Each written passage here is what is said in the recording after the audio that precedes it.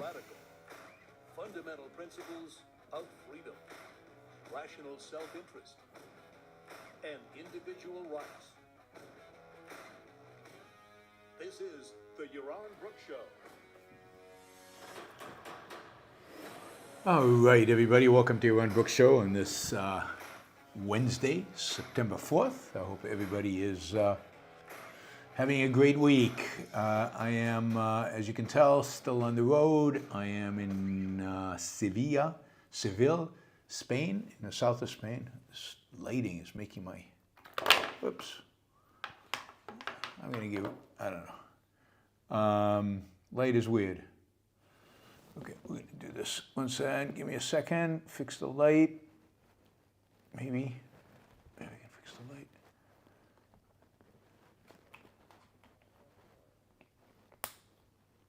I don't know if that'll hold. All right. Try this again. Okay, that's better. All right, I am in Seville, in southern Spain. It's, let me just say, this is a beautiful, beautiful city.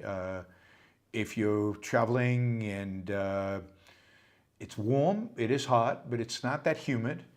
But it has, I think, the largest kind of old town, the largest original town, maybe in Europe. This was an incredibly prosperous part of the world, I'd say, until probably the 18th century. So during the 15th, 16th, 17th centuries, this is one of the most richest parts of the world. A lot of the gold that came, a lot of the wealth that came from the New World went through here. And you can see it in the cathedral here is I mean, I don't know. I'm not a fan of cathedrals, and I'm not a fan of this one, but it's massive, it's huge, and it's you can tell it's very rich. It's not as amazing as the cathedrals and the churches in Italy, which have some of the greatest artworks in all of history. This isn't that. Of course, before, and this is maybe what makes this place the most interesting, before Seville was this incredible bastion of Spanish Christianity, if you will. It was occupied by, well, I mean, way back, occupied by the Romans, and then the barbarians conquer it, and the Visigoths actually travel through Spain, settle in Spain. Some of them cross over to Northern Africa, conquer Northern Africa. Then they are conquered by the Muslims. Spain is conquered by the Muslims. Basically, there's a period in which all of Spain is Muslim, by the Moors and then by Arabs from Northern Africa. And during the 13th and 14th centuries, there's a massively wealthy, successful, prospering Islamic civilization right here in southern Spain, particularly in this area of Andalusia. It was probably the most the most advanced civilization of the time, by far. In terms of learning, in terms of medicine, in terms of science, in terms of religious tolerance. This area of southern Spain during the rule by the Muslims in the, again, probably 13th, 14th, and parts of the 15th century, before the Christians took it all over, this is probably the best place in the world to be. Probably the best place in the world to be. Christians were treated well, Jews were treated well under the Islamic Empire, and then it was all conquered by the Christians, who, of course, took all the stuff that was in the libraries here and translated it into Latin and spread it all over Europe, which is to a large extent responsible for the, I think, European Renaissance.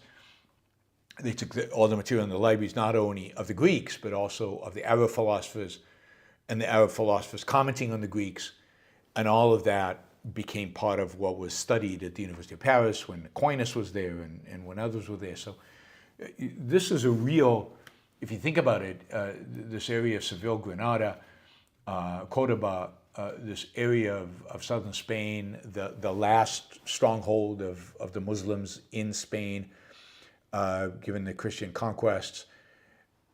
This is the area, their libraries saved civilization. So pretty incredible place in terms of just the history, the whole history of it. Let's see. So yeah, it's great to be here. Encourage people to visit. I'll have more to say about Spanish history in some future show. I'm reading up about it. I'm studying it a little bit. Fascinating. In particular, I'm looking at the Inquisition and anti-Semitism here, and how the Inquisition treated the Jews, and fascinating stuff. Really, really, really interesting. All right. What else? So we're in Seville. We're doing that. We'll be in Barcelona. We'll be back in Barcelona on Friday for a week. And then if everything goes smoothly and there's no, as I said, missiles dropping on Haifa, then I expect to be in Israel on the 15th of September for about 10 days, I think it's 10 days. And I'll be broadcasting from there. That should be super interesting to have a firsthand perspective on what is going on there. Hopefully I'll be in a position to be able to report to you guys on what is happening on the ground there. I think from my hotel room in Haifa, if they give me the right side of the hotel, I should be able to see Lebanon at the distance, but you should be able to see the mountains of Lebanon. So anyway, it'll give you a little bit of perspective on what's going on over there when I'm there. So I'm looking forward to that. All right, let's jump into the news. There is a bunch happening.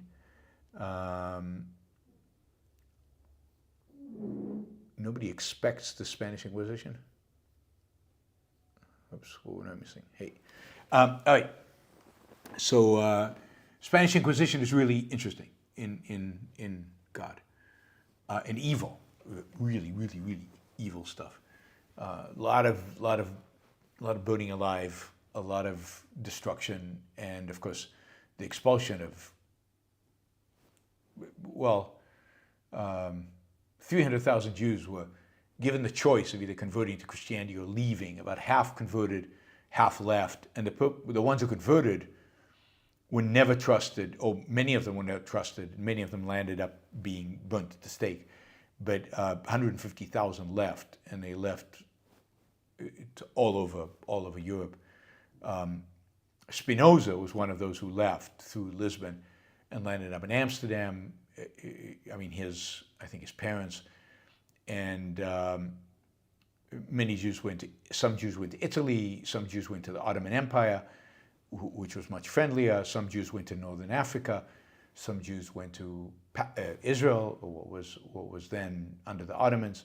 So all over the place. It was pretty momentous event, I think, in European history. Ultimately, landed up being. Some of them land up in Poland. I don't have the best unbiased book on the Inquisition. I don't know what an unbiased book about the Inquisition is. I mean, are there the books that are pro-Inquisition and the books that are anti-Inquisition? And what is the best book on the Inquisition is the right question. And I don't know. I haven't studied it in depth. I haven't been reading much about it. I've just started. If I go deeper into it and I find a great book, I'll let you guys know. But there is no unbiased. I don't know what unbiased means. There's history. All right, let's see.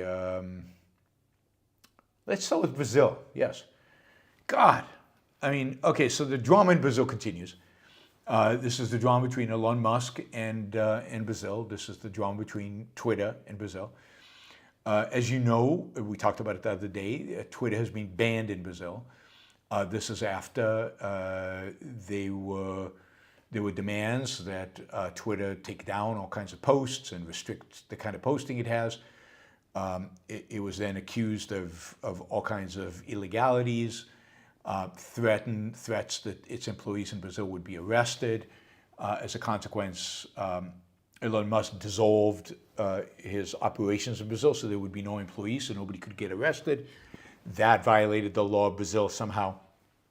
Anyway, the decision to go after Twitter was originally one judges in the Supreme Court. It has now been confirmed by other judges in the Supreme Court, all Lula appointees. And again, the ban on X, the ban on Twitter in Brazil is a free speech issue. It's all about speech. It's all about what they're allowed to post, what they are allowed to post, and what they are not allowed to post. It's all about trying to restrict so-called controversial speech, misinformation, as the authorities define it, and stuff like that. So that is, this is, again, Brazil is not a trivial country. It's 250 million people. It is the largest country in Latin America, and it is an important country.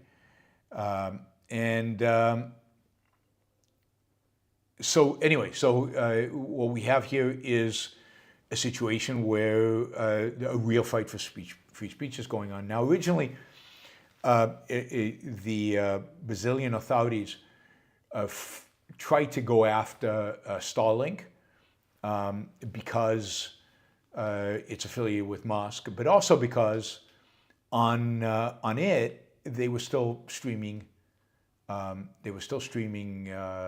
Twitter. So if you had a subscription in Brazil to Elon Musk's or SpaceX's satellite internet, you could still get Twitter. Elon Musk, I think over the weekend, not over the weekend, maybe yesterday, maybe on Monday, they basically let the Brazilian authorities know that they would stop streaming Twitter. So the Brazilians had some threat over the SpaceX, over Starlink, that prevented Elon Musk from defying them. Do you remember, and it's kind of interesting though, because do you remember Elon Musk, this is years ago, and I really complimented him on this. Somebody asked him, like, what are the regulators in all these countries going to do when you're streaming internet down from satellites in the sky, satellites they cannot control, into people's laptops? What are they going to do? How are they going to regulate you? And Elon Musk's response to that was, they'll shake their fist at the sky. And that was perfect. That was a brilliant response. It was a perfect response. And it turns out it's not that easy. It turns out that even though Starlink would like to stream X into Brazil, when the Brazilian authorities say don't do it, or we'll freeze your bank accounts and steal all your money, you give in. And Elon Musk gave in. He's given in. So he has indeed stopped the streaming of X, of Twitter, into Brazil over Starlink. So X, Twitter, is banned in Brazil completely. It's a complete ban. I guess you can get around it with a VPN, which is pretty easy to use, so it shouldn't be that hard if somebody's really dedicated. But if the Brazilian authorities catch you using a VPN to access X, they will fine you up to something like $6,000, which is unbelievable, particularly in Brazil, where incomes are pretty low. This is an unbelievable direct attack on speech. Robert says, Musk is good. He's very good. Musk is bad. He's pretty damn bad. Yes, I mean, Musk is mixed. He's pretty damn mixed.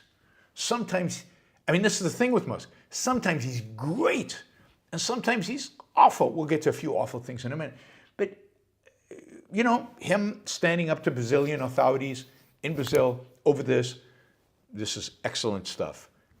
Him pointing out all the ways in which government pressured Twitter to do certain things, all good with Musk. Anyway, just to give you a sense of what some people in the Democratic Party think about this,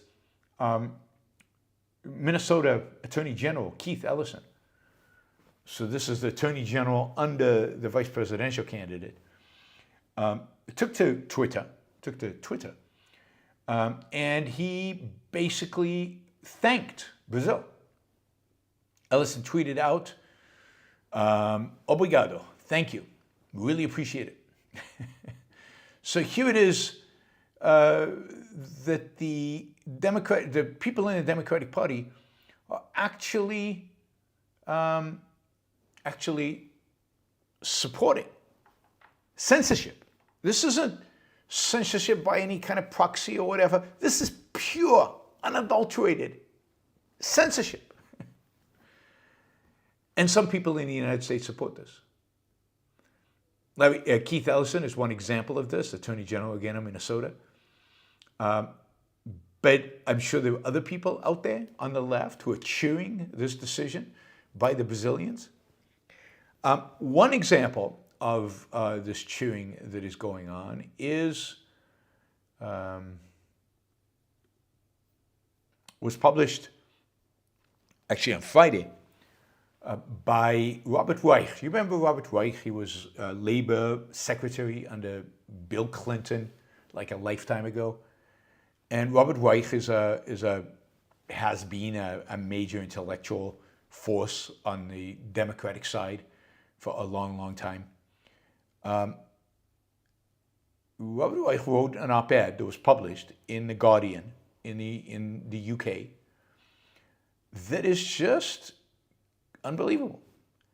Robert Reich is basically in this op-ed, the title of op-ed is "Elon Musk is out of control. Here's how to rein him in." Rein him in. The government should rein him in.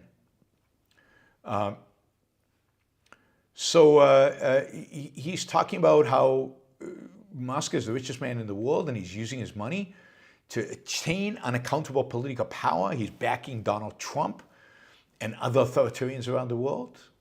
Not sure who those are. Of course, he's using Twitter not only to endorse Trump, which is evil in and of itself, but also to help pro-Trump positions and to allow people to speak their mind, all kinds of ideas that are just unacceptable. Musk has of course also said it would help Trump if Trump got elected. He lists all of Trump's sins about what he's done regarding what he's done on Twitter and how awful this is. Some of it truly is bad, like Musk, amplifying that message about what happened in England with the knife attack and suggesting it was a Muslim. The amplification of all that and everything. He's ignored. He's ignored the EU Commission's demand that he stop promoting hatred, disorder, and so on the platform. So Twitter is this free fall, and it's just awful, right? And we need to just stop this. We need to stop Elon Musk. We need to get him under control. So here's what he says you should do. So if you're worried about Elon Musk being out of control, and we need to rein him in, this is what you should do.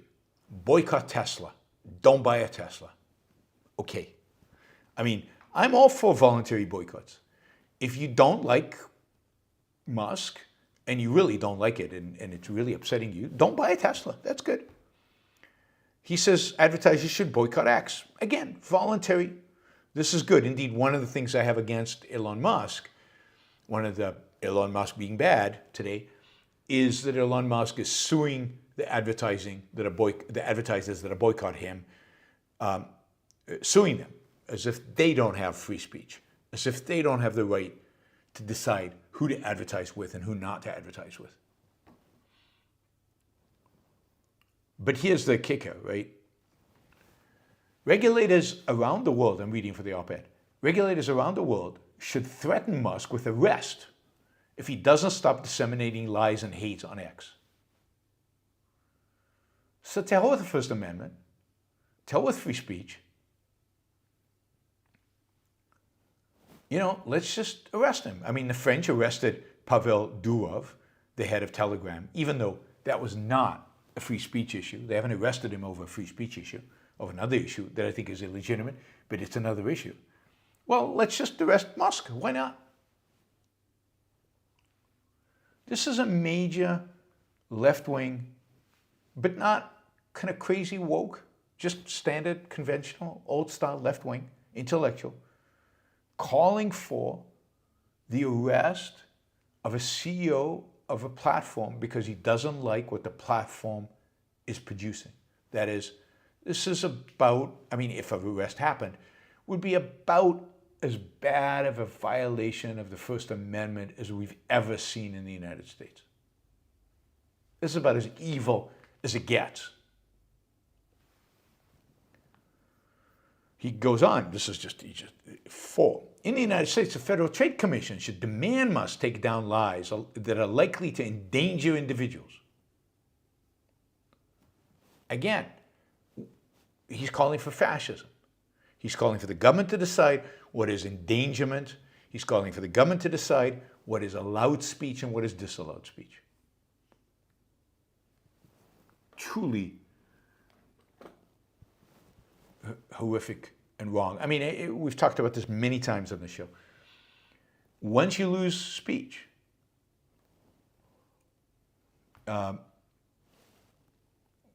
all you can resort to is violence. Once you lose the ability to speak, to argue, to debate, to convince, what have you got left when you disagree? I've got a bigger gun than you do. I am stronger than you are. All you have is violence. Free speech is the thing to fall before authoritarianism or during authoritarianism. It is authoritarianism. Once that is gone, we're in authoritarian regime. And you know, The Guardian has been just awful on this. A left-wing newspaper in the United Kingdom, just been awful on this issue. And if in the past it's always been couched as, you know, different subtle points, now it's out there. No, we need to arrest these guys. We need to shut these platforms down. Good for the Brazilians. They're doing it right. We need to just stop speech that we don't like. And who gets to decide? The powers to be. They get to decide.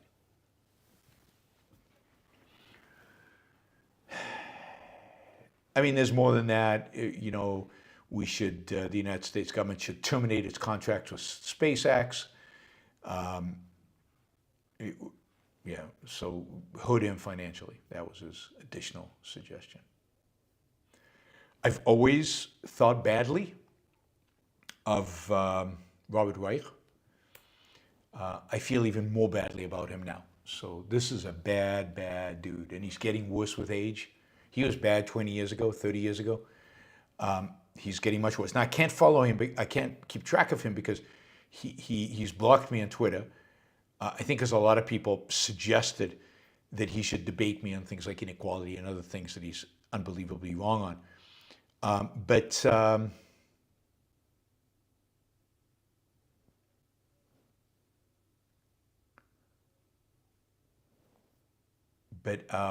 yeah, so Reich is a reflection, I think, of the modern Democratic Party, and Ellis, this Attorney General from Minnesota, congratulating the Brazilians. I mean, that's kind of the attitude that so many people now, our intellectuals and our politicians, political class, have towards speech, a cornerstone of the American Constitution, a cornerstone of American exceptionalism and American ideas. They're willing to just throw it out, trash it, and become European. Europe has significant laws against a variety of different types of speech, hate speech, that go back a long, long time. This is part of the left's agenda to turn on America into Europe. It wants to, and this is really got an expression, I think, and I talked about this a lot at the time, in Obama's administration. Obama's goal was to, I mean, he didn't believe in American exceptionalism, but you could think of it as his goal in life was to make America unexceptional, was to make America just like any other country, was to make America like just any other country in Europe. That was his goal in life. All right. And of course, in Europe, it's much worse in terms of free speech than in the United States, and things are in the United States. Where am I here? And in the UK is a good example of that. I mean, really, really bad. I mean, they're bad on a lot of things, but again, free speech is a cornerstone. It's the one thing we really need to fight over. Now, I do want to say something negative about Elon Musk, but I know that certain people online are going to take just the negative things I say about Elon Musk and create a video all about that. Oh, they've already done that. All right. Anyway, I'll give them more clips. I mean, what's really sad about this whole situation is that Elon Musk is inconsistent. I mean, if Elon Musk consistently stood up for free speech around the world, that would be an amazing achievement. It would be world-changing. But the sad thing is that while he has been heroic in standing up against the Brazilian authorities, and I commend him for that, and that's great, Musk has not stood up against the Chinese, where in China you can't get Twitter. There's no way to get X. But of course, Elon Musk has significant economic interest in China. Tesla produces cars there and sells cars there. And Elon Musk has shown no willingness to piss off the CCP, the Chinese Communist Party.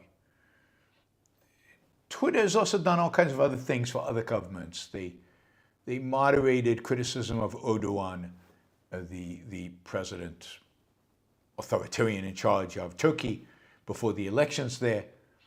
They've throttled a lot of speech related to politicians when some political pressure is being placed on them. Now, I don't know why in some cases they do it, in some cases they don't. I don't know why throttle speech in Turkey, but fight for every last word in Brazil.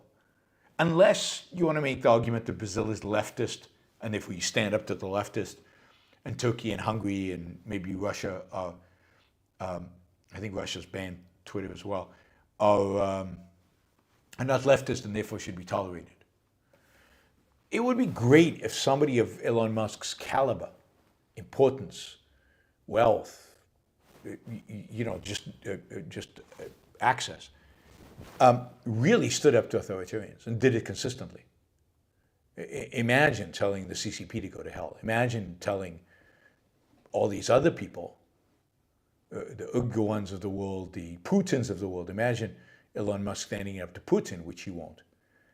So it is sad that it's so inconsistent. It's nice to see.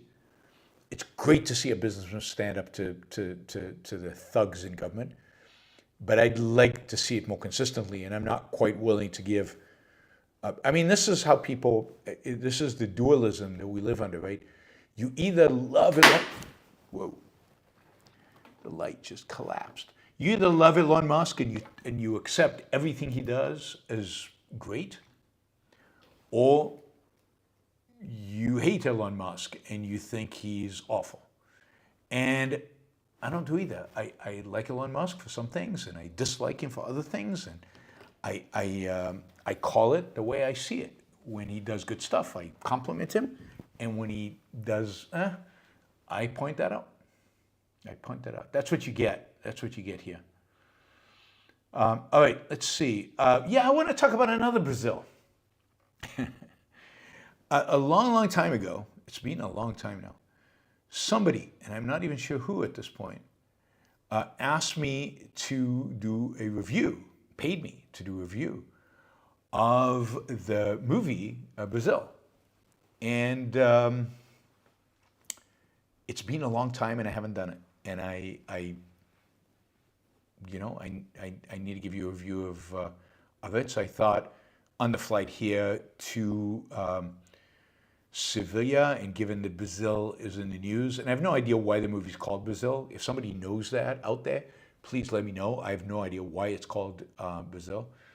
I thought I would watch the movie, so I did. I watched the movie. Oh, Shazbot said, please review the movie Brazil. So this will constitute my review of the movie Brazil. And I don't know how many of you have seen this movie, but if you have not, I highly recommend that you watch it. I really enjoyed it. I enjoyed it years ago when I watched it for the first time, and I definitely enjoyed it again watching it this week. So Brazil is a dystopian movie. It's a dystopian movie set in the future, but where the tech is kind of primitive. So they have typewriters instead of keyboards. Now, the movie was made in 1985, but it's purposefully done in a very, very stylized manner. Much of it is the elements of comic elements in it, but it's a very serious movie. It's a dystopian movie about the control a government has over the people and how gullible people are. So it has this 50s tech with elements of set in the future, with stuff that you couldn't do in the 50s, but it all looks like 50s tech, right? The televisions are big, bulky televisions, black and white, I think. Although there are some flat screens, you also do see some flat screens in some places.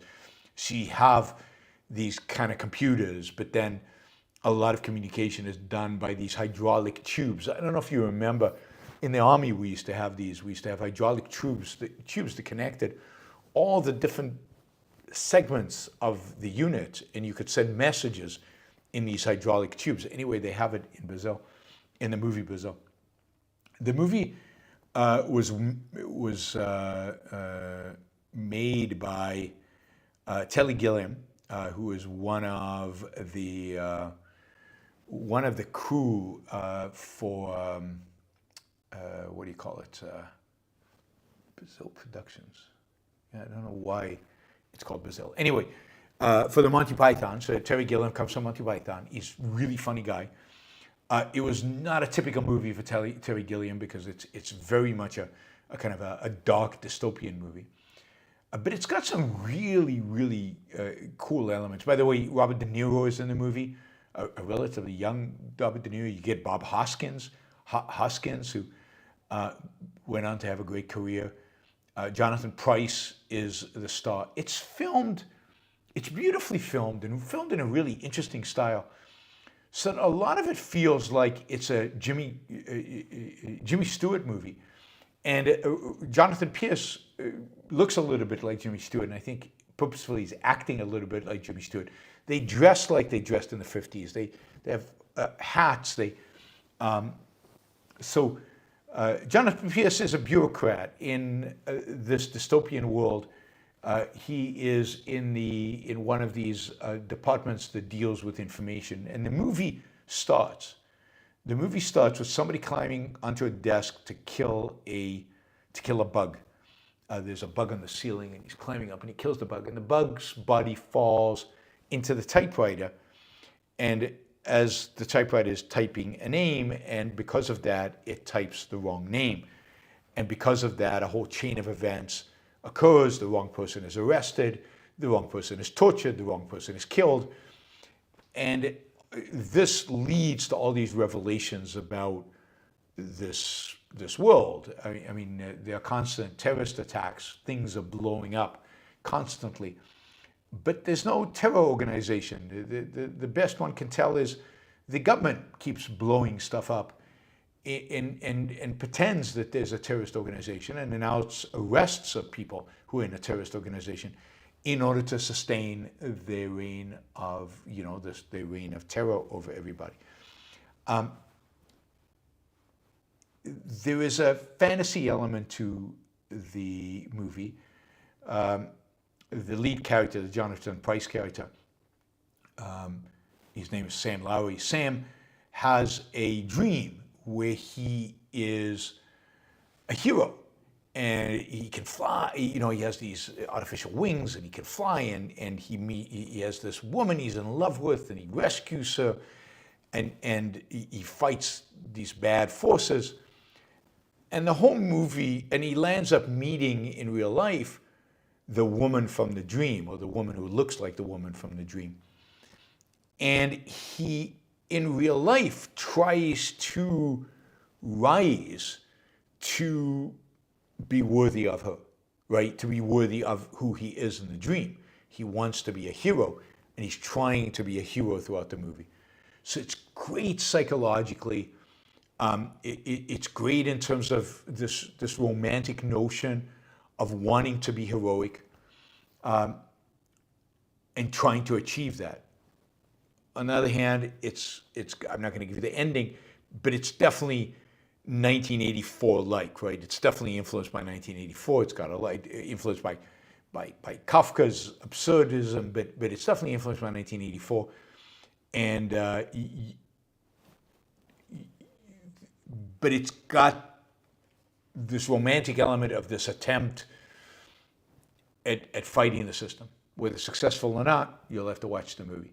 And there's definitely an element of fantasy. You're often inside his head rather than reality. You're often, and sometimes, you know, you have to think afterwards, was that real or was that in his head? It's pretty obvious once you think about it. Anyway, it was directed by Terry Gilliam. He wrote the screenplay. You get the comic elements. You get the kind of absurdities of a Monty Python comedian. But I have to say, it was. I thought it was great. A great satire of bureaucracy. A great satire of just the dysfunction that central planning leads to. There's some funny bits about, do you have form 1089/D, and what happens if I sign form this and form that. There's a whole side plot in this where he is having problems with his air conditioning, and he has to go through the bureaucracy to have it dealt with. But instead, a freelancer shows up, played by Robert De Niro, who can fix it like that. But of course, the bureaucracy hates the Robert De Niro. So the Robert De Niro character is the thing the bureaucracy, the person the bureaucracy is trying to catch, trying to destroy, trying to get at, because he gets stuff done, and he's got initiative, and he's purposeful. The movie is dark in the end, just like 1984, but it has all of these elements that are critical of the insanity of the world in which you live, that are critical of government control, central planning, bureaucracies, form filling, one entity that does everything, central planning in a sense. Definitely worth watching. So I highly recommend it. It's fun, dark. You're not gonna leave happy, and I'm giving away a little bit of the ending, but you're not gonna walk away happy. But it's got these elements of, I guess, unattained romanticism. But it's definitely got romantic elements, which I think are quite successful.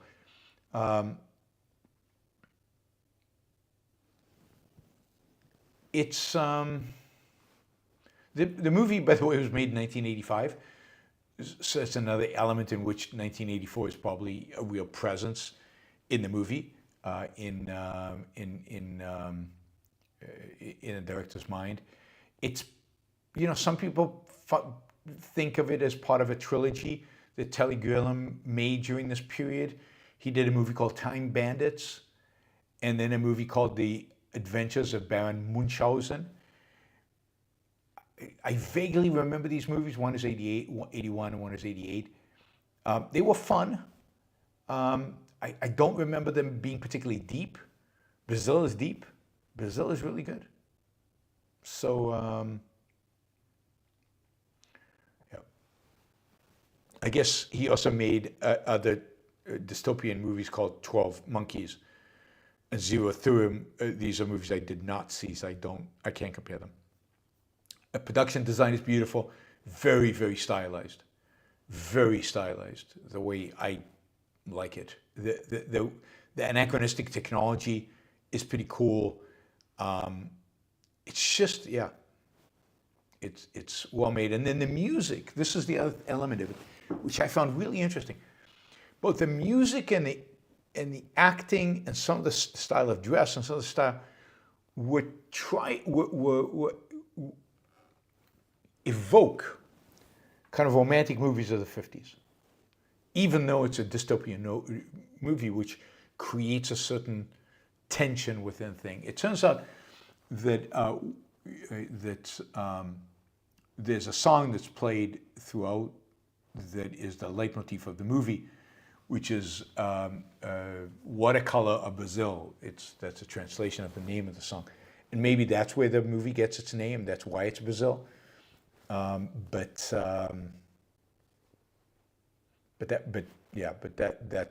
the one connection. There's definitely Brazilian music in it. All right, what else can I tell you about the movie? I think that is it. Really enjoyed it. Thank you, Shazbot. Great recommendation.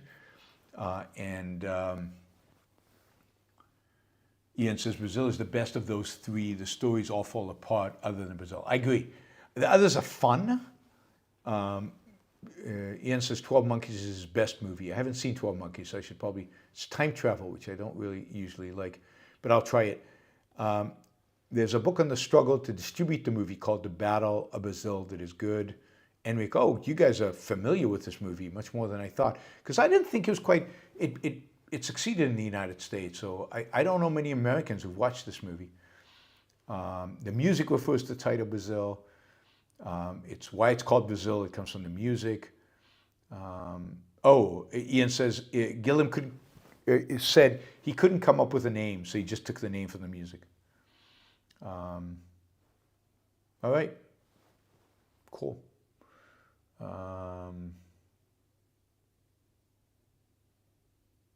Let me just see. I'm just looking at some of the comments here about the movie from you guys.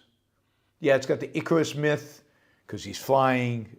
Yeah, I mean, it's a really well integrated movie. It's I think, really interesting. I'm looking forward to seeing 12 Monkeys if you think 12 Monkeys is better than Brazil, which I thought was his best movie. Enric says the 1985 film Brazil was named after the song. Okay, and named after the song Aquarelo do Brasil by Barroso, which is often referred to as Brazil by British audiences. The song is a recurring theme in the film. Yeah, so it's not about Brazil. It has no relation to the country of Brazil, other than the origin of the song.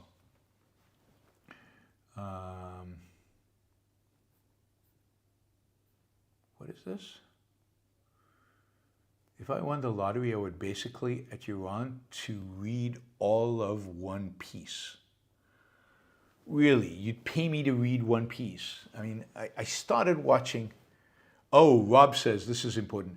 Rob said, very much influenced by Fritz Lang Metropolis. Yes, and that's right.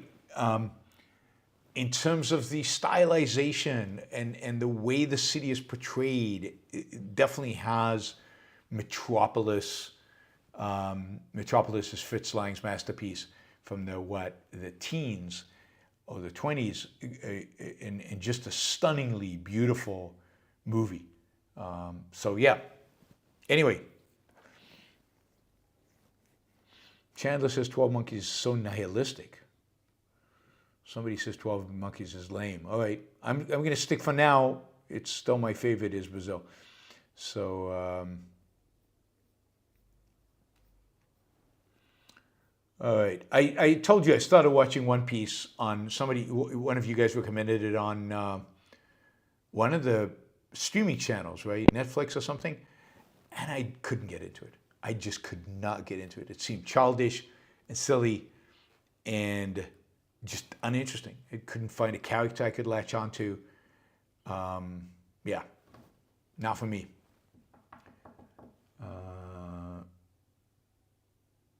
Yeah, yeah, semi-theme of self. Okay, let's see. What else do we want? So that's Brazil, the movie. We did that. Okay, so let's talk about Tucker Carlson. I don't know why we're doing this, but anyway. So Tucker has now officially, I think, unequivocally become a Nazi apologist. I don't know, sympathizer, if that's too strong of a word. I don't think he's a Nazi yet, but he's become a Nazi apologist.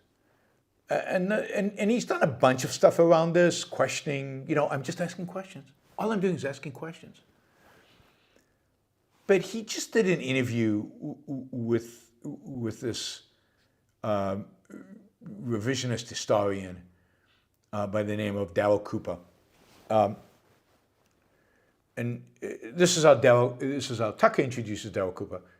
Darryl Cooper may be the best and most honest popular historian in the United States. His latest project is the most forbidden of all, trying to understand World War II.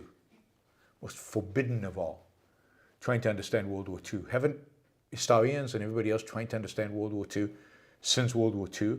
How's that forbidden? It's only forbidden if you are inclined to suggest that the true story of World War II is different than what we know, which is exactly what this Darryl Cooper does.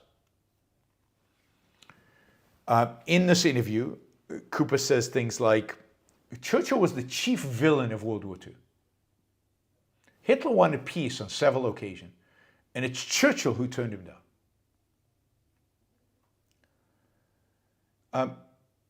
When trying to explain the deaths of millions of people by the Nazis, he goes into this whole explanation of how when the Nazis invaded the East and expanded the war into the East in 1941, they were just unprepared. They had not planned out, they weren't properly prepared for the millions of people that they now took as prisoners of war.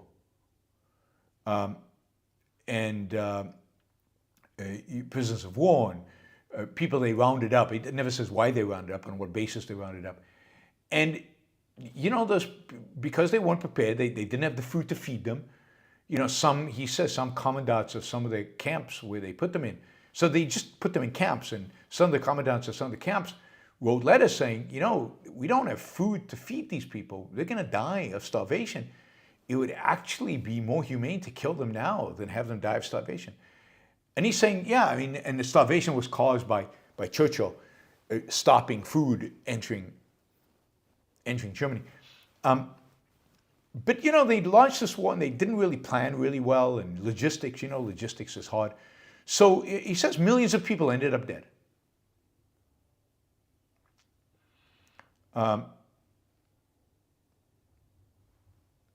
So there's no final solution. There are no meetings around that. There's no intent to kill all the Jews in Europe. Never really Hitler's intent, it seems, from what he's saying here. Churchill just manipulated this. There's another quote. Let's see if I have this quote. It's just unbelievable. If you watch this episode, I've watched parts of it. I watched the World War II parts of it. It is so horrific. And, here's another example. This is this guy who Tucker said is the most interesting historian right now. Hitler tried again and again on radio to broadcast a call for peace directly to the British people. He would give back the parts of Poland that were not majority German and would work with other powers to reach an acceptable solution to the Jewish problem. He was ignored. So really, Hitler was trying to do the right thing. Trying to do the right thing. And it's Churchill that ignored him, the West that ignored him, and what other option does he have? This same Cooper guy, the same guy that Tucker has praised, tweeted this two photographs, this Darryl Cooper guy, two photographs, a photograph of the opening ceremony of the Olympics, which I guess makes fun of Christianity and stuff and is all woke and stuff.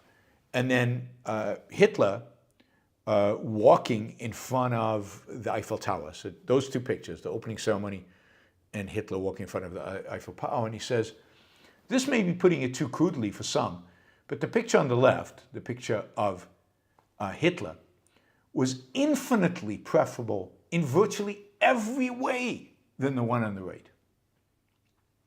Hitler Paris, they rounded up 32,000 Jews and sent them to concentration camps, killed them all, killed thousands and thousands and thousands of Frenchmen, tried to steal all the art in France, basically placed France under authoritarian rule, a stupid presentation of woke BS. They kind of criticized Christianity, which I'm all for. That's much worse than Hitler.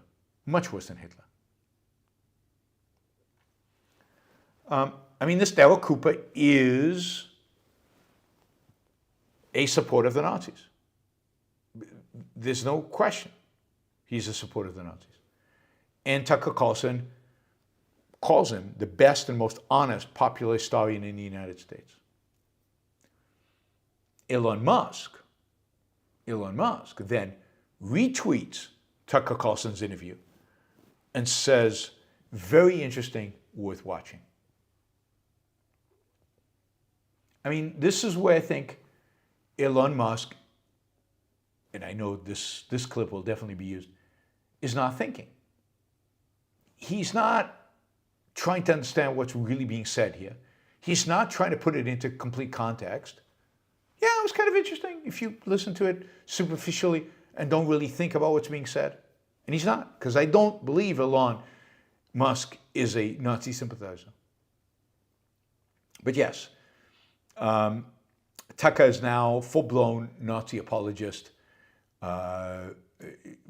If you wondered about Tucker in the past, now it's all out there. You can go watch the interview. You don't have to believe me. You can go watch it for yourself. It's about as bad as one can imagine an interview like this being.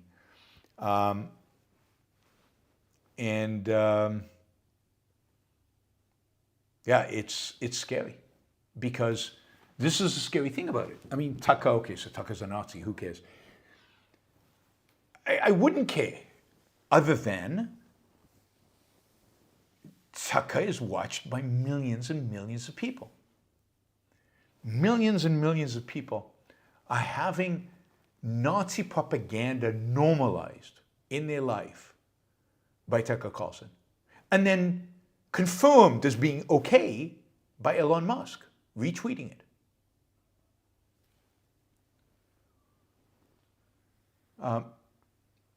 Suitcase says, Darryl Cooper is not a historian. Is he? He's just a podcast that talks about history, not equivalent to being an historian. I didn't call him an historian. Tucker Carlson called him an historian. I think he's a complete nutcase that should be avoided, completely shunned. This guy should be, not shut down by the authorities, shut down by us, by the viewers. His views are despicable, horrific, and yet Tucker Carlson treats him as the most, what did he say again? Best and most honest popular historian in the United States. Best and most honest. And the villain of World War II, the villain, not Hitler, Churchill. Churchill was the bad guy in World War II.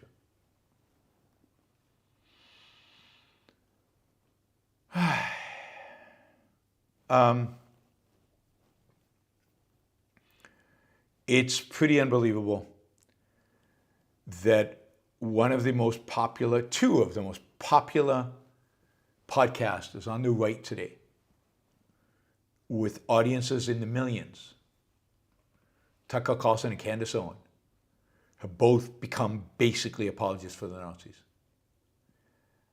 I don't think you could have foreseen that. And I think if 5 years ago I would have told you that, you would have said, okay, but they're losing their audience, right? There's no audience for this crap.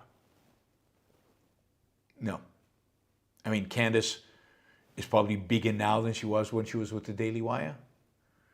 And Tucker seems not to be slowing down at all. At all. Indeed, this interview with this idiot, Darryl Cooper, now has 24.4 million views. No, as of 2 days ago. I've got this is a screenshot. 2 days ago, 24.4 million views. I don't know how many it has right now. 25.2. Okay, not that many more. 25.2 million views. For a hack promoting basically being an apologist for Hitler. And again, claiming one of the great heroic figures of the entire 20th century, Churchill, was the bad guy.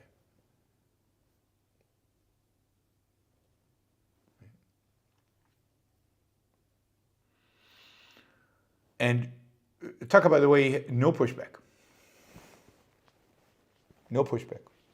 All those concentration camps, it was just logistics. They had nowhere to put them. What were they going to do with all these people? And the ovens and the killing them all, they were going to die anyway. Might as well get it over with. Unbelievable. Speechless. Speechless. So I've been warning you about Tucker for a long time. And but even I didn't expect it to get this bad this quickly. And it is really, really, really bad. All right, talk about Nazi apologists. We talked about the other day about the German elections. And we talked about the two parts of Germany that elected the AfD, or where the AfD won a majority.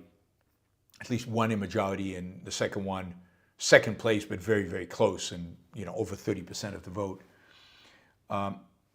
I was criticized at the time for saying, I don't even remember saying this, but saying that old people voted for the neo-Nazis, and for the AfD, not for the neo-Nazis, though.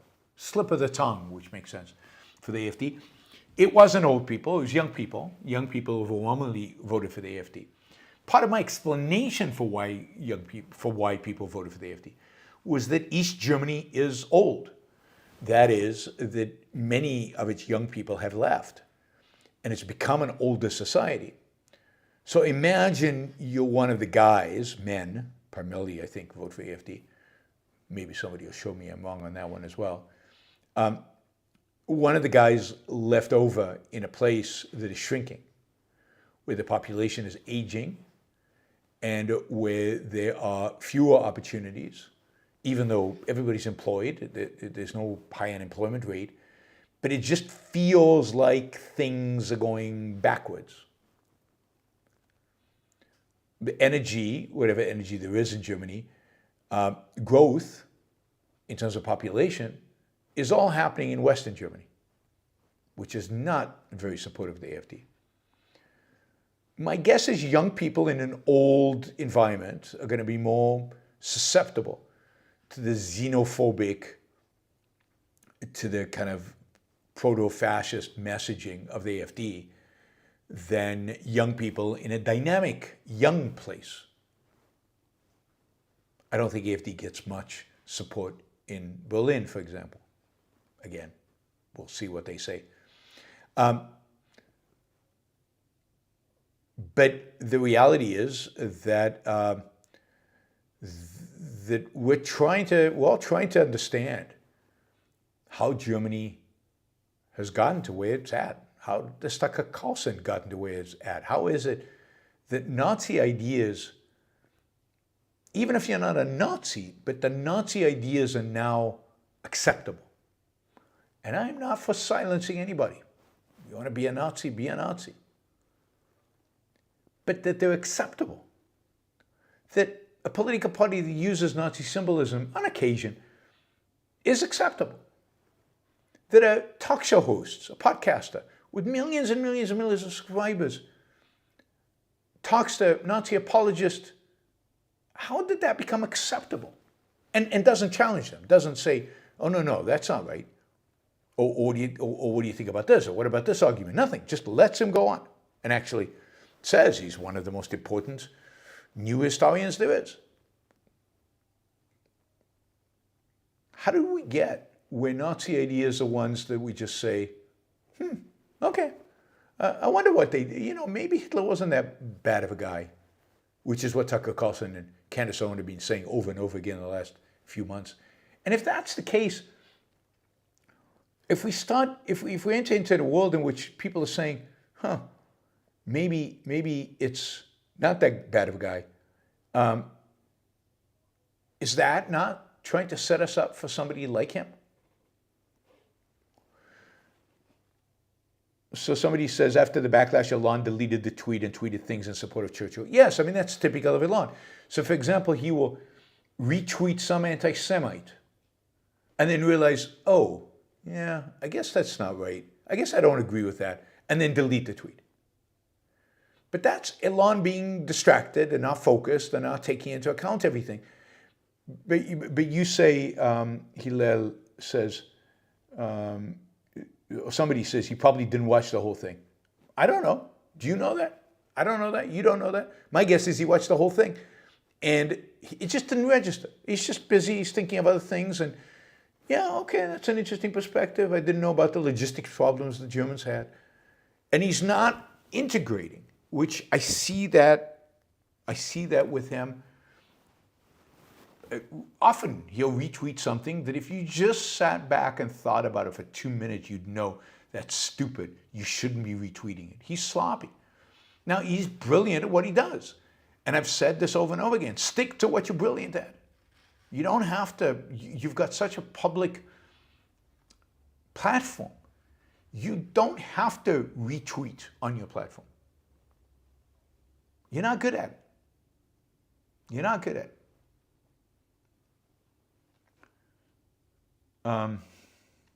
Anyway, trying to understand this phenomena in the US, trying to understand it in Germany. Just a few data points about Germany. We've talked about this. Germany's in a recession, flat growth. Germany has done Germany's done a very poor job in assimilating the Muslim migrants that came in 2015. They should have never accepted as many as they did back then.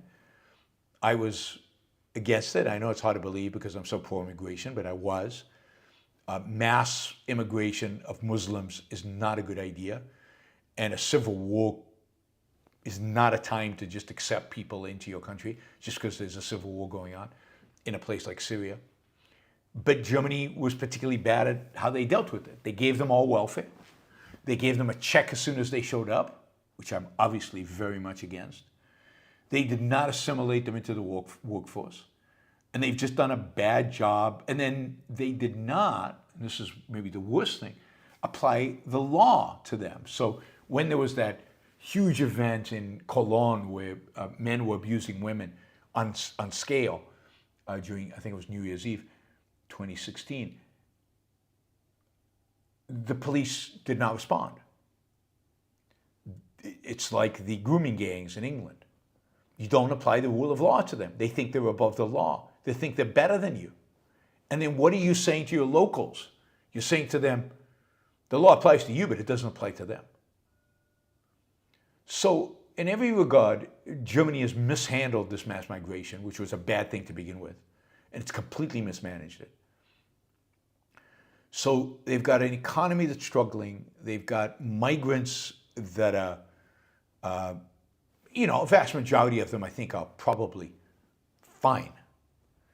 But there is a minority of them that are, you're seeing the knifings attacks, you're seeing sexual assaults, you're seeing, although I don't know that those are up since in more recent years, you're just seeing more unpleasant stuff, and some of it really violent, and the rule of law not being applied.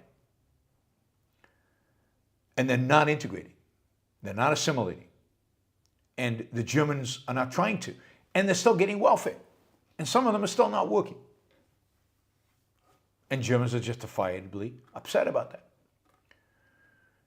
And if you add that to the economy, and there's just a bunch of things. For example, there's just this pessimistic view of where Germany's heading. It's losing its manufacturing edge. Its big businesses are moving out of Germany. They're shifting manufacturing elsewhere. Germany doesn't have a high-tech industry to fall back on. It doesn't have some other thing to do because it's so heavily regulated, it's so heavily controlled, and it does not manage to create a real entrepreneurial spirit. Like, for example, Sweden has a pretty entrepreneurial spirit. Germany does not, unfortunately. Volkswagen just announced that it's considering a factory closure in Germany for the first time in 87 years, its history, its entire life. They're struggling. I mean, basically, there has been for a long time, but now it's kind of obvious. There's massive overcapacity in the auto industry. We should not have as many auto companies in the world as we have. It's because every country feels like they have to subsidize their auto companies.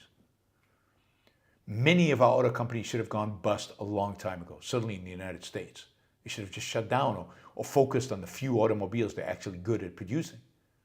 But no, we have to have GM, Ford, Chrysler, comprehensive. But the reality is that VW, Stellantis, which owns Chrysler, and Renault are massively struggling. They're not making money. I think Mercedes, BMW, I think the specialty cars, I think specialty producers make money. But the run-of-the-mill cars, they can't compete they couldn't compete with the Japanese, then they couldn't compete with the Koreans, and now they can't compete with the Chinese. So that idea that Germany is this powerhouse of manufacturing automobiles is a symbol of that decline. Energy, right? We've talked about this over and over and over again, right? We've talked about this. Is Germany shut down its nuclear power plants? Didn't have to do that. It was a choice. But that has led to disasters, and the Ukrainian war has just manifested those disasters by driving up the cost of electricity dramatically, the cost of energy dramatically higher. Germany consciously invested something like $1 trillion in solar and wind. And solar and wind are more expensive electricity because of their lack of reliability, because for every one of those solar energy and wind energy production, you have to have a power plant that can boost their production when there's no wind or when there's no sun. There's very rarely sun in Germany. It's just unbelievable what Germany has done to its energy. Here's one of the richest, one of the most advanced countries in the world, with an incredible industrial base, with incredible industrial expertise, exporting. The other thing is that the Germans have subsidized, in a sense, export and oriented their economy around export. There's no free market in Germany. And now that all of that is being challenged, it's crumbling down. And people are losing confidence in the ability of governments to run things. That's a good thing. Funny, when they lose confidence in the ability of governments to do things, what is their answer? More government. Let them do more things. It's pretty shocking, right? But that's the answer, right? I think there's a lot of pessimism, there's a lot of negativity, there's a lot of fear, and there's a lot of anger. And at the end of the day, what the fascists leverage, whether the AFD is fascist or not, put that aside, what fascists leverage, what authoritarian leverage, what semi-fascist leverage is fear and anger. Fear and anger. What populists leverage, what authoritarians leverage of all forms, fear and anger. And it's why the left, extreme right, the collectivist left, the collectivist right, the worst of them, the populist worst of them, they're the ones right now in Europe that are most successful, because they leverage fear and anger.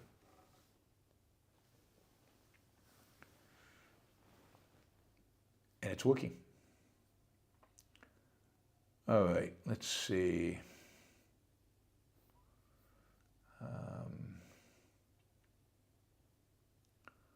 Where am I going?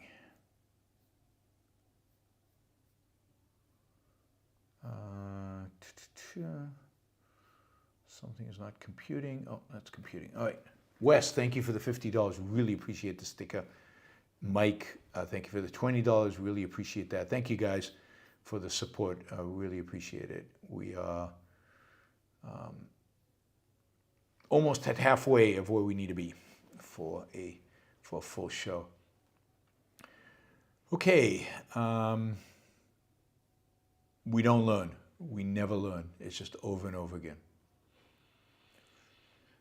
Okay, a few other stories, a couple of other stories, I guess, just on Latin America. A Venezuelan judge, one of Maduro's guys, issued an arrest warrant for Edmundo Gonzalez, the opposition candidate who ran against Maduro. And according to the United States and according to many other countries from the region, actually won that election. Now Maduro has become a full-on, no-holds-barred authoritarian dictator, and he is now going to arrest his opponent in the election under criminal conspiracy charges. They so far have not been able to find him, luckily for him. Hopefully he's out of the country. Yeah, I mean, if there was some pretense of legitimacy that existed in Venezuela before, I don't think it has in 20 years, but if there had been, it's completely gone. Venezuela now is an all-out, dictatorship. It's arresting, has been arresting, but is now explicitly arresting the political opposition. And yeah, I wasn't going to Venezuela anyway. Now, well, I wasn't going. On the positive side, Milei, and I told you he would do this. We talked about this a few shows ago when we talked about Milei. Milei vetoed a bill on Monday that would have forced Argentina's government to boost pension payments, again exposing the tensions between him and the opposition-controlled Congress. The bill, which aimed to compensate retirees for monthly inflation of 25.5% in January, gained approval from 2/3 majorities in both houses. That means the lawmakers will likely overturn the veto in coming weeks. The pension bill would cast the equivalent of 1.02% of gross domestic product this year. That's what it would cost. And 1.64% of GDP next year were to take effect. The increase would make it impossible for Milei's government to meet its fiscal targets of 2024, at least under current conditions. Right? So this would be, if they overturn his veto, this would be a huge blow to Milei's economic reforms. All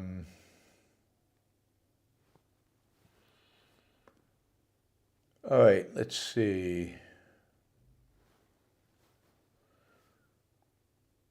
Yeah, one last story. British government, Labour government, has decided to suspend significant portions of weapons shipments that it was sending to Israel.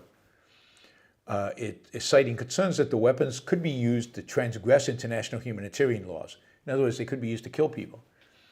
The move by British Prime Minister Keir Starmer's government will suspend 30 of the 350 arms export licenses the country currently has in place with Israel. This is a quote from the Foreign Secretary. The assessment I've received leaves me unable to conclude anything other than that for certain UK arms exports to Israel, there does exist a clear risk that they might be used to commit or facilitate a serious violation of international humanitarian law. He said there's no doubt that Hamas endangers civilians by embedding itself in civilian infrastructure. But it doesn't matter. Boris Johnson, former Prime Minister who's trying to make a comeback among the Conservatives, has accused the government of abandoning Israel and called it shameful. Yeah, this is the world in which we live. No moral backbone. And again, why did Labour win in England? For the same kind of frustrations that AFD is winning in, and the left is winning in mainland Europe. Frustrations about immigrants not assimilating, and frustrations about economic stagnation, and frustrations about just pessimism about the future. Lack of clarity about any kind of positive future.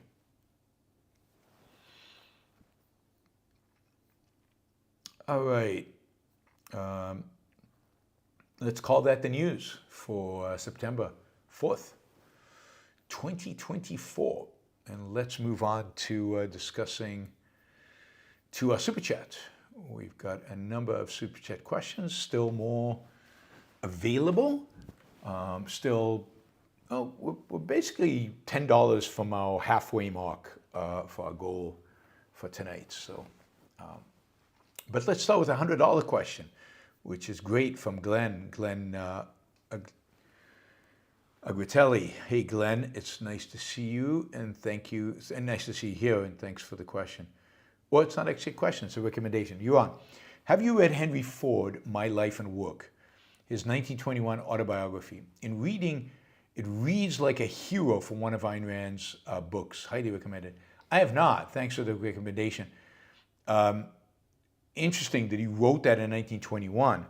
So, this is before he even invents the assembly line or implements assembly line in factories. This is before, he's really achieved the greatness that he will achieve later on in life. It's before he's built Ford into what it becomes ultimately. It's also, for balance, also before his really bad political views manifest themselves in the 1930s. So there's that. But yes, I mean, he started with nothing. He started in the garage, and he built it. He built his company, and he built what he built, the way he wanted to. And he failed the first time. The first auto company he built was a failure. And he built Ford Motor Companies ultimately, and he did it his way. He did it his way. So he's pretty amazing entrepreneur. Flawed, unfortunately, later in life. Clark. I was listening to Alex O'Connor's debate with Craig Biddle. Alex kept presenting hypotheticals to see how objectivism answers them. Craig refused to answer because he regarded them as disconnected from reality. Is this the right approach to take? God, I mean, it's hard for me to comment without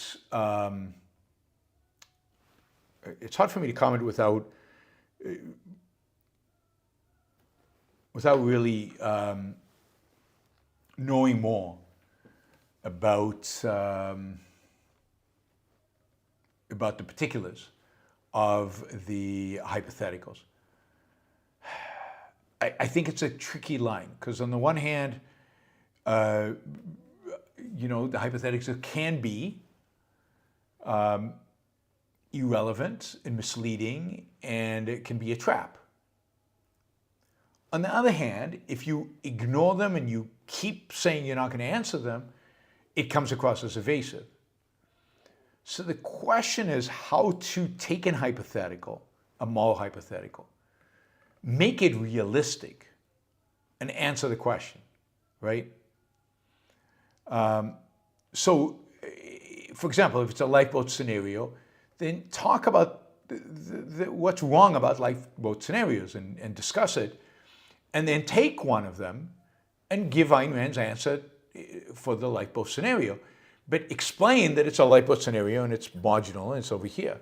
So it really depends on what the hypotheticals are and how they're presented, and you've got to deal with them in one way or another. It's not enough to say they're disconnected from reality. Well, I mean, unless they're really disconnected. Okay, so let's link it to reality. Let's show how this applies. Now, it's hard to do on the fly. It would be interesting to go over that and think about how it could be done better. But I haven't watched the debate, and I don't intend to, unless I'm in a situation where I'm debating Alex, and then I will watch the debate because I'll be interested in Alex mostly. So I think you have to develop a certain way of dealing with this. You have to also think about who your audience is. If you're just trying to impress a bunch of objectivists, then yeah, don't answer the hypotheticals and say that you're not going to answer them because you don't think it's the right way to argue and you think it's detached from reality. But if you're trying to connect a new audience, again, I don't know what Craig did, but you have to make a real case for why you're not answering this. Otherwise, again, you come across as just evasive. I don't think it's obvious to people that hypotheticals are disconnected from reality. And the reality is not every hypothetical is disconnected from reality. Some hypotheticals are completely appropriate. Sylvanus, thank you guys. Glenn was $100 and these two are $50 questions. It's incredibly generous. And you guys are responsible for the fact that we're now over halfway mark. Thank you. Savannah says, with Tucker and Candace doing their best to lay the groundwork, how likely is an ominous parallel situation playing out with whatever authoritarian comes after Trump? I mean, at the end of the day, I think it's becoming more and more and more likely. I think when Leonard wrote Dim, right, he said what's really missing for this to come a reality are right-wing intellectual, he didn't call them right-wing, are these kind of religionist, nationalist intellectuals. And you could add kind of communicators.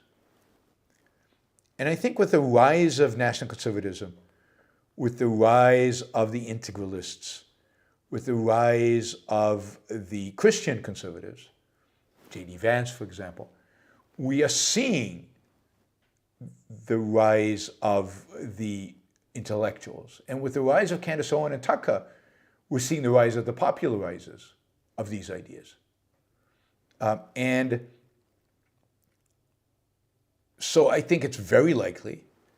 It's always been very likely. It's always been a question of timing. And I've always thought, oh no, this is going to take a long time. Things are much better in the US than they appear. And now I don't know. I mean, it could happen much faster than we all expect. Now, look, Tucker Carlson has an audience of millions, but it's a country of 350 million. Candace Owen, I don't know what her audience is. There's a lot of people opposed to them. They got a lot of flack. I mean, Tucker Carlson has gotten a lot of flack on Twitter for this interview and for what was said in the interview. It might not play well with his audience. I don't think we're quite there yet. But what if we had, like in Germany, a major economic crisis, real stagnation? What if there was a lot more violence? What if immigrants got more violent? Although I don't think they would, because they're not Muslim immigrants in the United States. But what if things just got worse, much worse? Even just short-term worse, like big recession, really bad stuff. Things could tilt very, very quickly in that case. Things could get really, really bad, really, really fast in that case. So I've never thought Trump was going to be the authoritarian in chief. I still don't. But it's somebody coming soon, I think. There's a good chance that there's somebody coming soon. Again, particularly if we enter a period of a significant economic crisis.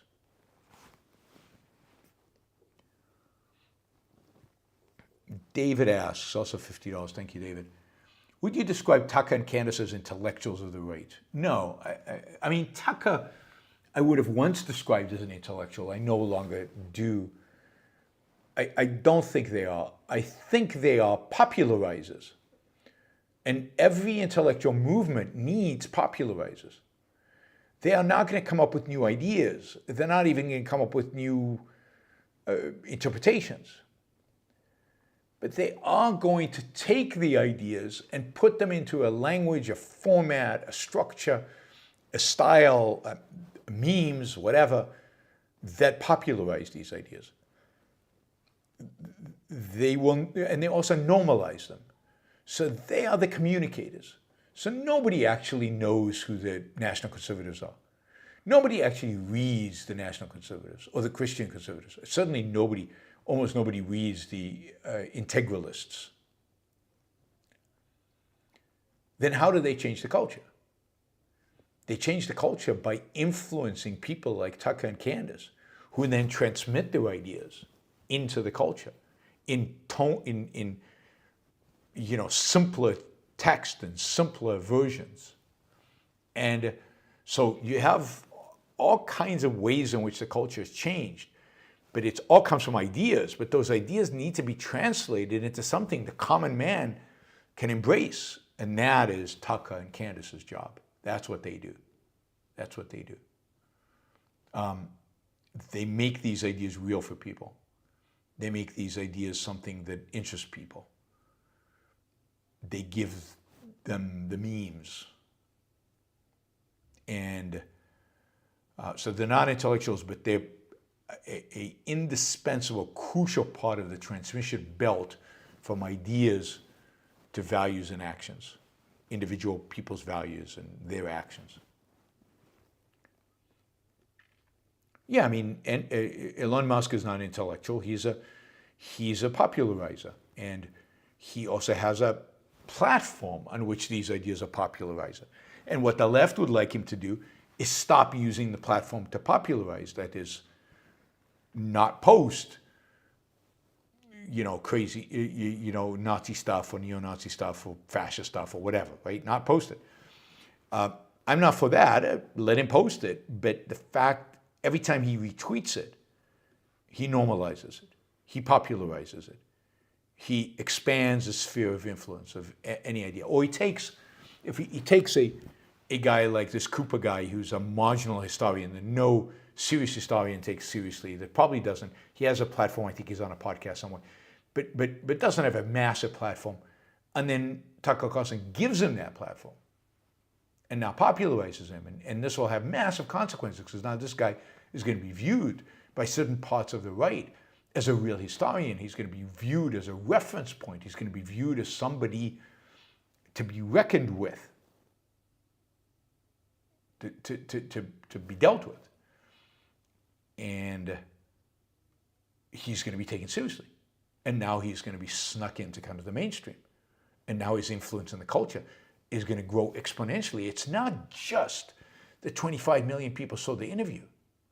It's that now this person is now acceptable and is now going to be seeping in, his ideas are going to be seeping in various forms.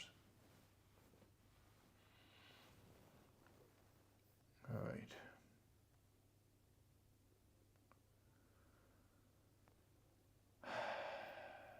Hopper. In your speech at OCON, you stated we need to rely on our sense of life until better ideas catch up. Is this realistic? How has this been working for you? This was not a statement for somebody as an individual. This is a statement for the culture. In order to get to the point where we, who have good ideas can impact the culture in a positive way, we're so far behind. We're going to have to, whether we like it or not, rely on whatever's left of the American sense of life to buy us enough time so that we can start impacting the culture. Is it realistic? I don't know. I don't know. Don't know if there's enough of the American sense of life to keep it going. I don't know if there's enough of American sense of life to buy us enough time. How's this been working so far? The world has not collapsed, so we bought time. So far it's been working, but there's no guarantee it'll work in the future.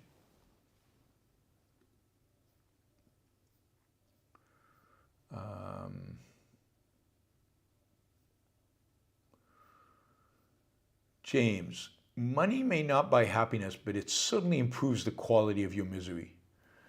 But it also buys you some happiness. I don't think it's a fallacy to say that money has an impact on your happiness. It certainly does. It makes the pursuit of values, in some cases, plausible. It makes it possible. It makes I don't know. You have money, you can pursue your health better. You have money, you can invest in your own business. Money definitely does buy you a path to happiness. It buys you a huge leg up on your way to happiness. Don't minimize the role money plays in your own well-being. Huge role. And you should be proud of that, happy about that, right? Not be ashamed of the fact that you have money. Jennifer, Monty Python had a skit where a guy was being questioned and he said, I didn't expect the Spanish Inquisition. And the Inquisition guy ran in and said, nobody expects the Spanish Inquisition. Yes. Nobody expects the Spanish Inquisition. It just shows up. Mary Eileen says, you said there are books that have a positive take on the Spanish Inquisition. No, I didn't say that. What kind of reasons do the authors give? I have a hard time imagining what favorable things could be said. I didn't say, I don't think I said, I didn't mean to say that there are books that have a positive take on the Spanish Inquisition. When somebody said they wanted an unbiased account of the Spanish Inquisition, I was making a joke about, what do you mean? There are books that are for the Inquisition or books that are against the Inquisition, and then there's the unbiased ones? That was supposed to be a joke. My guess is that there are books that are pro the Inquisition, but they were written at the time or during the Inquisition or right after, and they are written from a Christian Catholic perspective. There might even be certain Catholics today who justify the Inquisition, who think it was a good idea. It wouldn't shock me if that were the case. But the context in which I said it was kind of a joke. I mean, after all, we just talked about people who are trying to justify the Nazis, a historian, in quotes, a so-called historian trying to justify the Nazis. If you can justify the Nazis, you can certainly justify the Inquisition.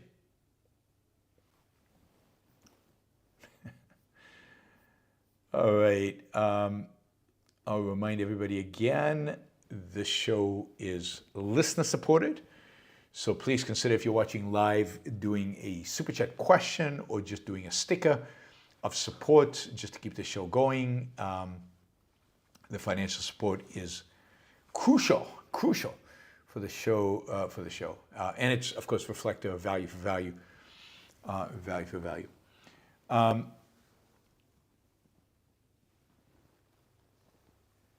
You can also support the show on a monthly basis by making a contribution online at yaronbrookshow.com/membership. That uses PayPal, or you can use Patreon. You can go to patreon.com and just put Yaron Brook Show, and you can become a monthly supporters. And it would be fantastic for you guys to become monthly supporters.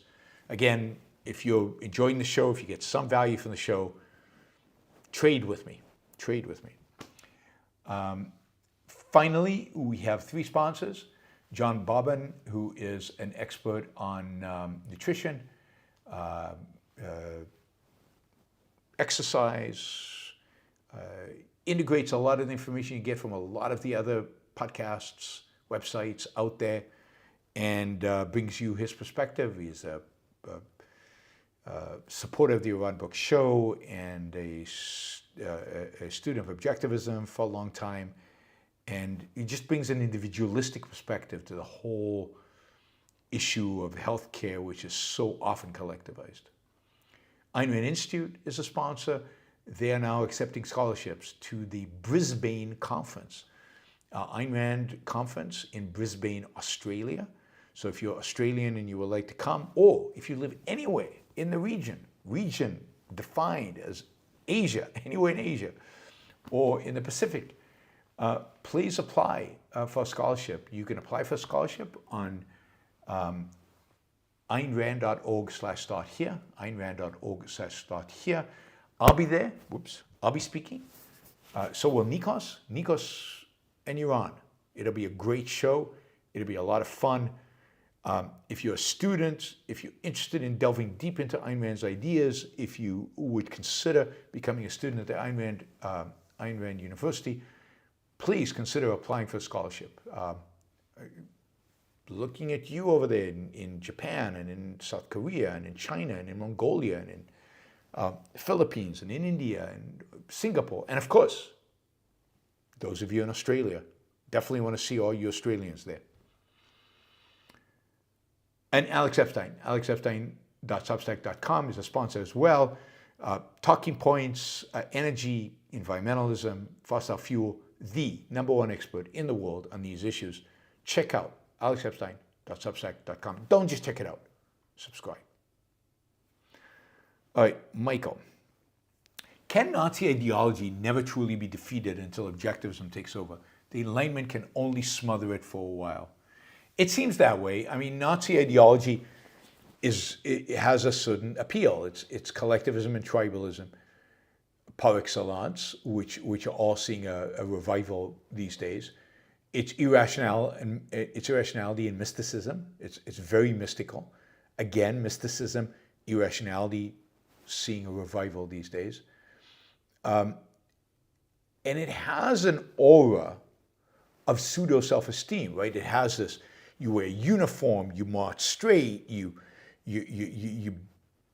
beat the hell out of the opposition, you're confident, you're for your country. I mean, it has that masculine appeal, which appeals to men and appeals to some women. So you can see why it survives. As long as reason is not fully defended, as long as there are still elements of religion and mysticism and irrationality out there in the culture, as long as tribalism and collectivism are still venerated in the culture to some extent or another, even if they're not venerated, there's still an opening for them. Nazism is one version of all that, will still be there, just like communism. Some version of communism will always be there. Not your average algorithm. Nothing starts with an N and ends with a G. Change my mind. Niger is a name of a country. I know what you're trying to get me to say, but Niger is a name of a country in Africa, Niger. Oh, it ends with a G. Nothing starts, I don't know. I guess nothing starts with an N and ends with a G.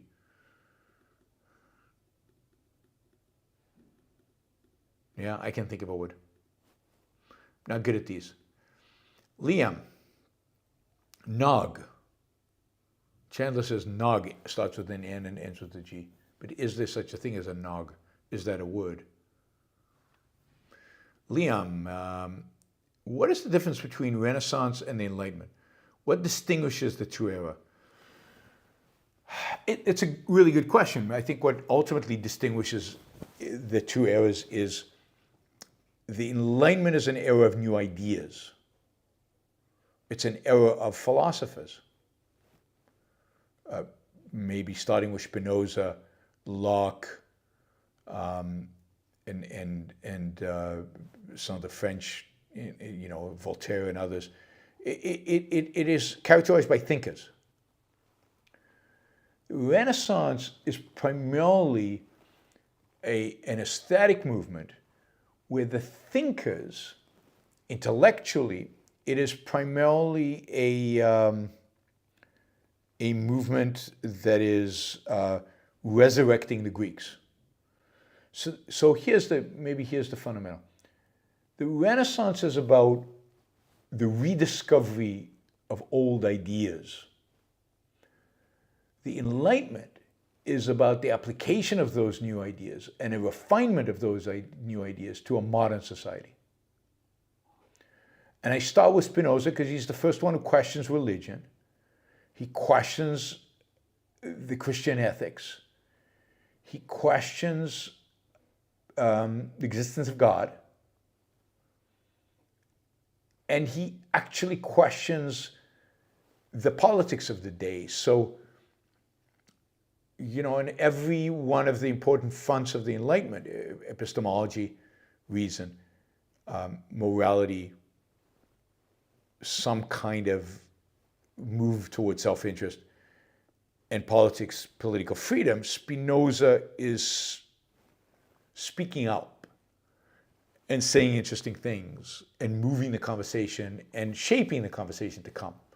All the thinkers that follow read him, and he inspires that conversation in ways that others do not. Others do not. So the Enlightenment is the application of those old ideas to something new. The individual rights, which is John Locke. There's no individual rights in the Greeks. He takes the foundational ideas around reason, importance of reason, human life, and and ultimately comes up with new philosophical ideas, which are important and move us forward. So the Enlightenment is doing something new. It's not just about rediscovery. In Renaissance, the intellectuals are mostly, not exclusively, but mostly studying the old ideas and being amazed by them. And then there's the beginnings of science. That's the other thing about the Enlightenment. The Enlightenment is new science, big time. It's the explosion of science. It's the age of science. Now, that starts with at the end of the Enlightenment, the end of the Renaissance, but it's just at the margin. Galileo, Copernicus, Kepler, they're just at the margin. It's really only with Newton that you're getting just everything just explodes in terms of knowledge. In terms of scientific method. You could argue Bacon maybe is the first Enlightenment thinker about science, but he's not a scientist. He's a thinker. Good question. David, I don't consider myself more exceptional than many other people that I know. So why does objectivism resonate with me and not with them? I mean, at the end of the day, the answer is I don't know. And I feel the same way. I don't consider myself that exceptional. And yet, why does it resonate with me and nobody and very few people? I think it's because you, at some level, are honest. And you, at some point in your life, chose to think. So it's two things. First, you chose to think. Not everybody does. Why you chose to think? There's no real reason. You chose to think. And once you chose to think, you chose to be honest. That is, when you saw a contradiction, you rebelled against it, even when you didn't know what the right answer was. And then when Ayn Rand came along and gave you some right answers, you recognized that and embraced it in the name of intellectual honesty. But you had to be a thinker to start. So it starts with that spark of that choice of, I'm going to think. I'm going to be focused. I'm going to engage with reality. I'm going to try to figure stuff out. And I think a bunch of people are like that. But then a lot of them, oh, but not there. Not if that's true. I don't want to know that. And that's where the dishonesty comes in. They shut themselves off. So it's intellectual honesty primarily. Mary Eileen says, Reich is so pompous and self-righteous. Who made him the arbiter of what is true and good? What a slime bucket. Yeah, he really is. He really is. He's one of the worst. One of the worst. Raphael, what metaphysical abstractions do you see in David's sculpture? And how do they resonate with your sense of life? I'm finding it difficult to connect these abstract concepts with concrete artwork. Well, what do we mean? It's not a. It's what metaphysical abstraction are we thinking here? Well, when it comes to, because the term is metaphysical value judgment. So what is the judgment, metaphysical judgment? So these are fundamental judgments about the world. So, for example, is man a being of competence? Does man have ability to thrive in this world, to deal with this world? That's a metaphysical question. It relates to the nature of man, the metaphysical nature of man, and it relates to the metaphysical nature of reality. And when you look at David, what is your answer? It's obviously yes. Here's a young guy. He's strong. He's confident. Is there anything this guy cannot achieve? Is there anything the world can throw at this guy that he will not overcome, as portrayed in the sculpture, not as the real story? The sculpture is conveying the answer is no. This man was born to deal with this reality. That's a metaphysical abstraction, ability to deal with reality. Man is capable. And it's there in the sculpture. It's there in his pose, it's there in his concentration, it's there in the tension of his muscles, it's there in everything about the sculpture. Is that metaphysical statement? Man is capable to deal with this world, this life.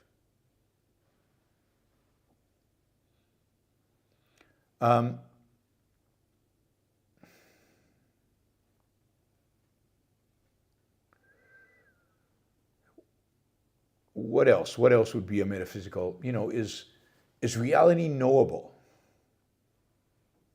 Is reality knowable? Well, in the very style of Michelangelo, what are you seeing? The artist is telling you, yes, you can, reality is knowable. This sculpture is almost alive. You can see the muscles. You can see the tension. You can see these things. They're made real. They're not obstructed. They're not maybes. They're right there. That's a human leg with amazing muscles, and it's tensed, and it's focused on a particular goal.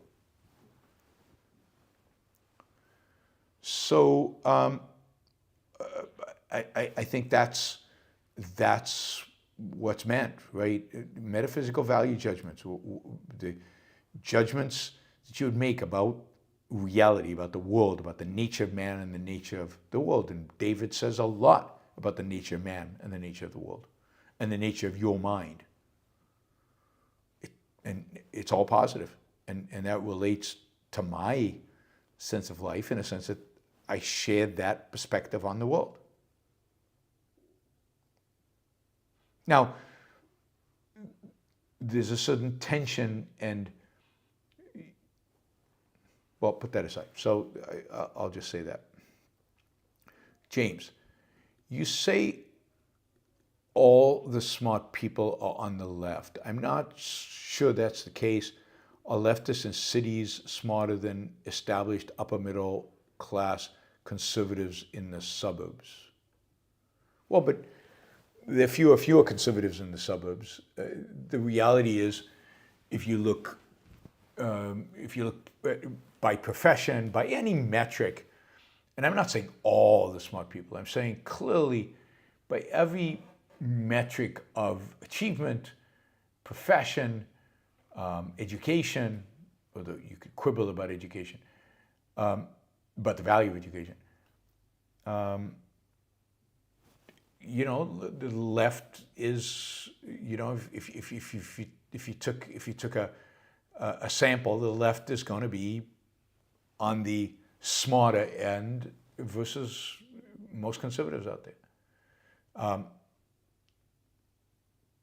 You know, people who work in industries that require high intelligence tend to be more on the left than on the right, as one example. So it's certainly not universal. I mean, Elon Musk is brilliant and he's not on the left. But he was on the left, and there's a reason he was on the left. Right? So it just seems that way. I mean, I can't run tests, intelligence tests on everybody, but and I'm not sure how, again, I'm not a big believer in IQ tests, but if you ran intelligence tests, my guess would be that the average intelligence of people on the left is higher than the average intelligence of people on the right. Doesn't mean they're better people, it just means they have higher intelligence. Mary Aline, is the political power of unions part of the reason U.S. politicians are unwilling to let auto companies fail? I think it's part of it, but I don't think it's the majority of it. I think that most politicians buy into the notion of certain nationalism involved, this idea that auto companies are part of what America is, you know, cars are part of American culture. I think they buy into all that. Certainly on the right, and you know, so even Ronald Reagan bailed out Chrysler, right? I think there's no question unions are political power, but they don't have that much, and it's declining. The private unions, private company unions. So I think it's more this.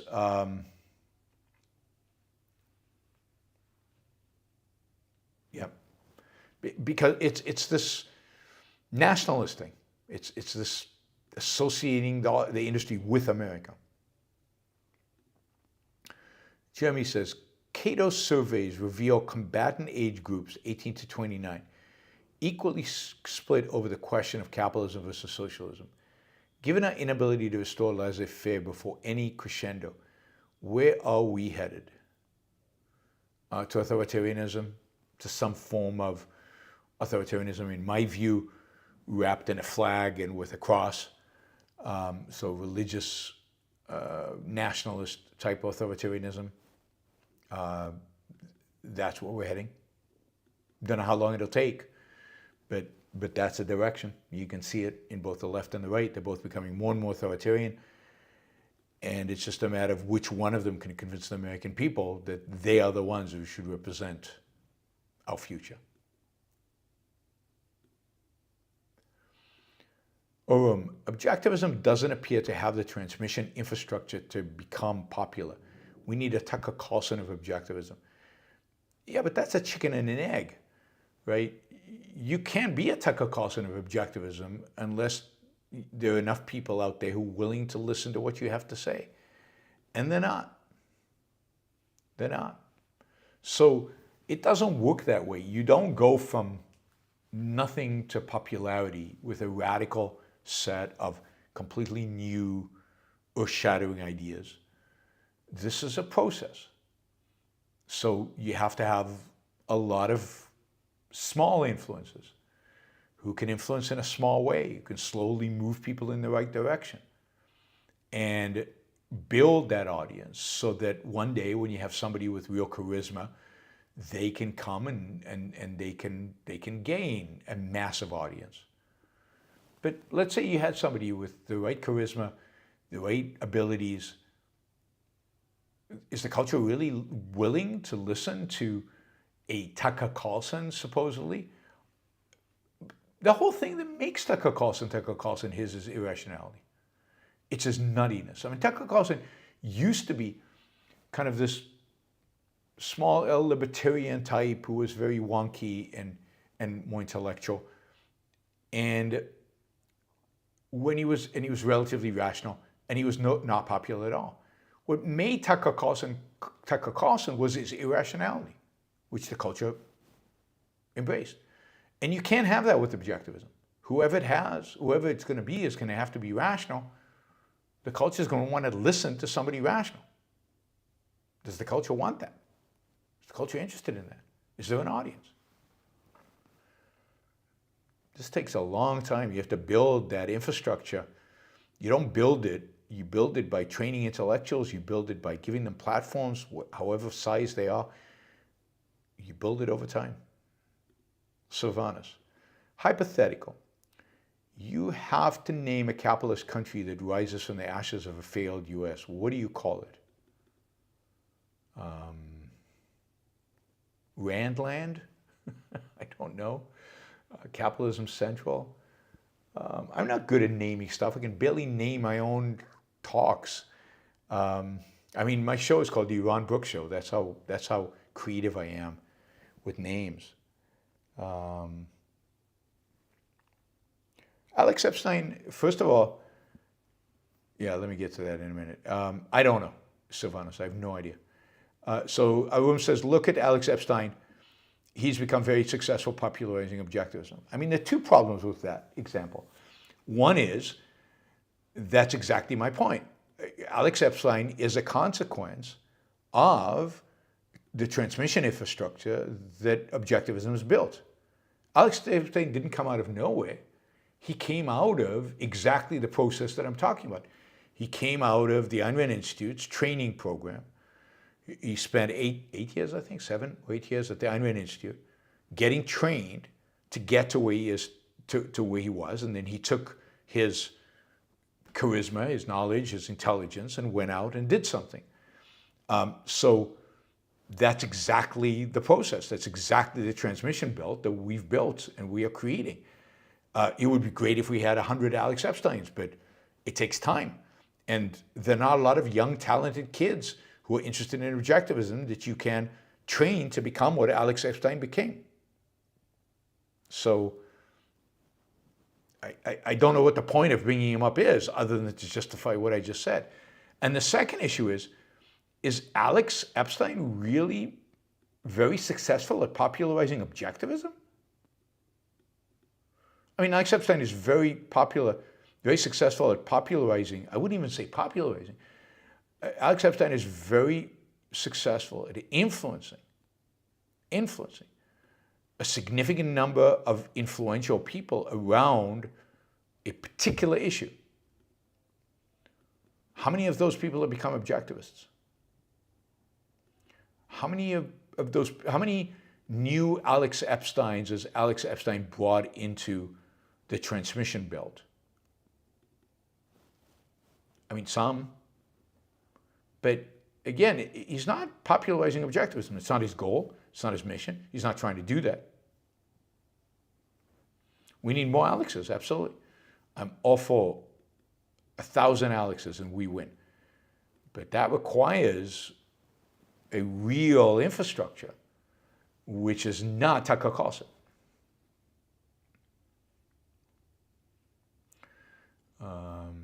Raphael, could you give us a primer on the French Revolution? I'm familiar with the American one, but the French isn't often discussed by objectivists. Yeah, but not as a freebie. And I'm not an expert on the French Revolution. So sometime we can do a show where we can discuss the French Revolution or bring an expert on to discuss the French Revolution. But I don't know enough about the French Revolution to really discuss it in depth. And it would take a significant portion of a show to do it any kind of justice. So maybe another time, maybe somebody wants to sponsor a show and I can do more research to make sure I get my timeline right and get everything right. But I can't just do it off the cuff. Nevfell, I would yawn and get out if I was in the same room when you made the movie review. It spoiled my fun of rolling my cigarettes. Tough is all I can say, Nevfell. Some people really enjoy the movie reviews and hate it when I talk about politics or about philosophy, but they love the movie reviews. And somebody actually paid me $250 to do the movie review. You paid me $1.60 to read your comment. So money talks. I'm willing to have you yawn for the $500. Plus, I would encourage you, Nefel, to expand your horizons and look at more movies. Movies are really interesting, really fascinating, and you'll get a lot out of life if you embrace watching movies, thinking about movies, and analyzing movies like movie reviews. Nefal, thank you for criticizing Musk. I think he has a little bit of James Taggart and ARand Boyle in the Atlass Shrugged. I think he has a little bit of that, but hopefully not too much. Enric says, are there pro-fascist popularizers in Europe like Tucker and Candace? Yeah, I'm sure. I mean, they take different forms and different means of communication. But yes, there are plenty of them in every one of these countries. Because of the uniqueness of the because of the differences because of the way the European political structure, politics is done in Europe, what happens in Europe is every one of these popularizers can start their own political party. So a lot of these discussions and debates are organized around political activism and around political parties, and then media around those political parties. Political parties play a much bigger role in European life than they do in America, partially because America only has two, and they're big, and they're big tents, and there it's very narrow. So each idea has its own political party, and they socialize and they watch movies together and stuff like that. So it's, but I'm sure I know there are also media personalities. There are also people who speak at rallies. There are youth organizations, quite a few youth organizations. But yeah.